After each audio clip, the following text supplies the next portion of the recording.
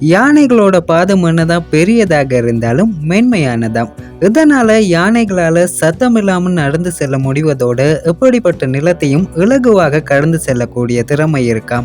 யானைகள் தன்னோட பாதங்கள் மூலமாக ஒன்றை ஒன்று தொடர்பு கொள்ள முடியுமாம். அதாவது தனக்கு ஆபத்து இருக்குன்னு தெரிஞ்சா அதிர்வுகளை ஏற்படுத்தி மற்ற யானைகளுக்கு உணர்த்தக்கூடிய திறமை இந்த யானைகளுக்கு இருக்காம். யானைகளோட மிக முக்கியமான உறுப்பு தான் தும்பிக்கை. இந்த தும்பிக்கையில 40,000க்கும் மேலான தசைகள் இருக்காம்.